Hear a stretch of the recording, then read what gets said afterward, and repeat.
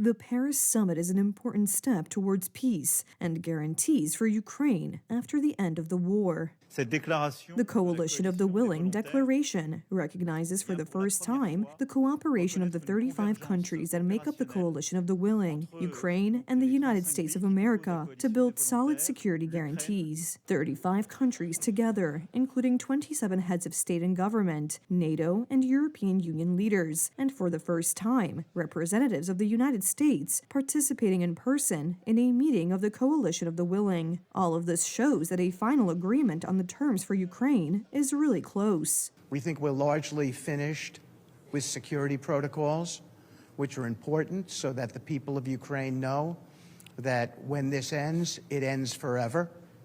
But we also think, critically, that we are very, very close to finishing up as robust a prosperity agreement as any country has ever seen coming out of conflicts like this. The German chancellor also took part in the conference, concluding the summit. His country, at least for now, does not want to send its soldiers to Ukraine, just like Poland. Instead, a mysterious declaration was made about the deployment of German forces in another country. Germany will continue to make political, financial, and military contributions. This could include, for example, the deployment of forces to neighboring NATO territory in Ukraine after the ceasefire. The German chancellor did not specify which country he was referring to, but he is most likely thinking of either Romania or Poland. However, our government is not saying anything about this. The Polish Prime Minister was also present at the summit in Paris. Donald Tusk once again demonstrated how weak his position, and thus that of our country, is on the international stage, where cheap PR and social media are simply not enough. After the summit, its host, Emmanuel Macron, organized a joint conference with key partners from Germany, the United Kingdom, the United States, and Ukraine. Donald Tusk did not receive an invitation, so he organized his own conference at the Polish embassy for a group of journalists from Poland and spoke about the strategic position of our country. Poland will be the leading country in terms of organizational and logistical issues. Each task has a national leader, and among the 4 countries that will decide how to proceed after the war ends, Poland is one of the leading countries. But this is, of course, a serious challenge and a serious task, not something to boast about. The Polish Prime Minister did not explain why he did not mention Poland's serious logistical task at the joint conference with European leaders, but only spoke about it himself at the embassy. On the same day in the morning, before the summit began, Tusk once again verbally attacked and lectured the United States, arguing that the talks in Paris would concern Donald Trump's comments on Greenland. However, after the summit, it turned out that Greenland was not discussed. No one, not even the Prime Minister of Denmark, raised the issue of Greenland. We have become accustomed to Donald Tusk being capable of saying anything, but his total lack of credibility will also have an increasingly strong impact on Poland's image in the world. In the U.S. security strategy published at the end of 2025, the Americans pay particular attention to the Western Hemisphere of the Earth. The document identifies this area as a zone of exclusive U.S. dominance. The Donald Trump's administration's efforts to take control of Greenland should be seen in terms of the implementation of this doctrine. We need Greenland from a national security situation. It's so strategic. Right now, Greenland is covered with Russian and Chinese ships. In a statement sent to CNN, the White House did not rule out the use of force to achieve Donald Trump's goal. President Trump has made it clear that acquiring Greenland is a national security priority for the United States and is critical to deterring our adversaries in the Arctic region. The president and his team are discussing a range of options to achieve this important foreign policy goal. And of course, the use of U.S. military force is always an option available to the commander-in-chief. Donald Trump's interest in Greenland dates back to his first term. In 2019, the first signs appeared that he was interested in buying the island.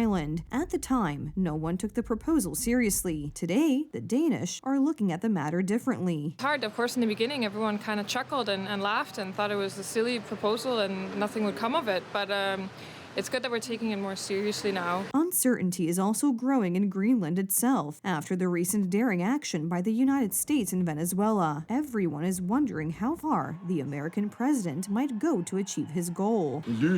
In light of what happened in Venezuela, we need to take this a little more seriously. We also started to think about what Donald Trump might do, given what he did in Venezuela. However, I don't think he would react the same way in Greenland. The Greenlandic authorities themselves are toning down the mood, emphasizing that they want further constructive cooperation with the U.S. We do not believe that we are in a situation where the country could be taken over overnight. That is why we repeat that we want good cooperation and a return to the status quo and good cooperation that we had in the past. However, Greenland, as an autonomous territory dependent on Denmark, must look primarily to Copenhagen. Prime Minister Mette Frederiksen takes Donald Trump's words very seriously and points out that an armed takeover of the island would effectively mean the end of the North Atlantic Alliance. I believe that the U.S. president should be taken seriously when he says he wants Greenland. However, I want to make it clear that if the United States decides to launch a military attack on another NATO country, it will be the end. This includes our NATO and the security it has provided since the end of World War II. Polish Prime Minister Donald Tusk also wanted to add his 2 cents on Greenland. Before leaving for Paris to meet with European leaders on Ukraine, he said the following.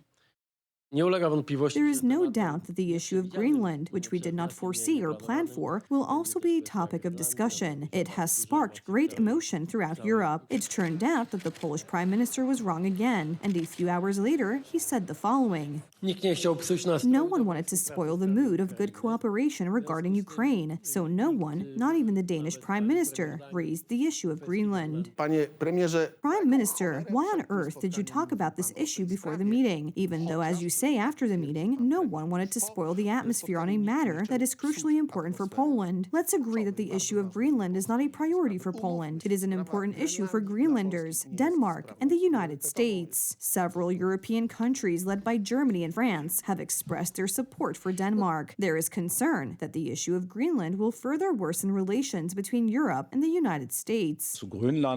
All I can say is that Greenland, like the Faroe Islands, is part of the Kingdom of Denmark, and since Denmark is a member of NATO, Greenland will, in principle, be defended by NATO. The future of the island is attracting widespread interest around the world. Famous Icelandic singer Björk posted on social media calling on the people of Greenland to declare independence and drawing attention to the scandalous treatment of the indigenous people by the authorities in Copenhagen in the 1960s. I wish all Greenlanders blessing in their fight for independence. Icelanders are extremely relieved that they managed to break from the Danish in 1944. We didn't lose our language. My children would be speaking Danish now, and I burst with sympathy for Greenlanders, repeatedly, especially like when the case came up about the forced contraception, where 4,500 girls as young as 12 got IUD without their knowledge between 1966 and 1970. Interestingly, the Greenlandic government formed in March last year is in favor of gradually regaining independence from Denmark in the long term. Meanwhile, the Radical Independence Party, Nalarak, doubled its 2021 result and came second in the elections with nearly 25% of the vote.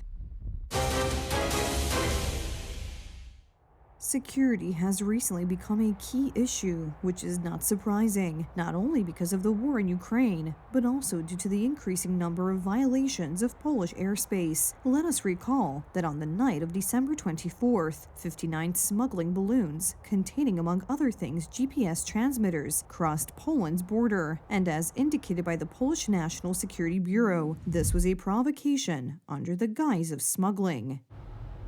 In September, Russian drones crossed Polish airspace, and in November, there was an act of sabotage on the railway. These situations require cooperation at the highest levels of government. This could be much better if Polish Prime Minister Donald Tusk did not cut off the Polish president from meetings with the services. The president is the commander-in-chief of the armed forces. He is the head of the Polish state. He must know what is going on in the services. He must have direct communication with them. However, since his his inauguration on August 6, 2025. There has been no such direct communication, as exemplified by the situation in which the heads of the services, despite an invitation from the president, did not attend a meeting concerning, among other things, officer promotions. I was not informed why the heads of the services did not come. Only after some time was I informed that Prime Minister Donald Tusk had forbidden them to do so. The head of the president's office, Paweł Szefernaker, confirmed that the meeting between the president and the services will take place. The meeting will take place, and the date is currently being set.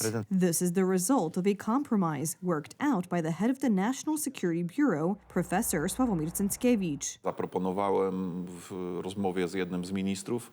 In a conversation with one of the ministers, Minister Zalewski from the Ministry of National Defense, I proposed, as part of a compromise, a model of a meeting in which the heads of the services would come with the coordinating minister or the minister supervising these services. I had consulted this with the president beforehand. The meeting will be attended by the heads of the most important Polish services and two ministers, whose departments exercise control over them. They will be Minister of National Defense Władysław Kosiniak-Kamysz and Special Services Coordinator Tomasz Siemoniak. We have a number of very important issues concerning security in Poland, and the president, with a strong social and electoral mandate and constitutional prerogatives, as the commander-in-chief of the armed forces, should be involved in the process of checking and analyzing such matters. And later this week, the president is scheduled to meet with Polish Prime Minister Donald Tusk, as announced on our station by the head of the president's office, Paweł Szefernaker.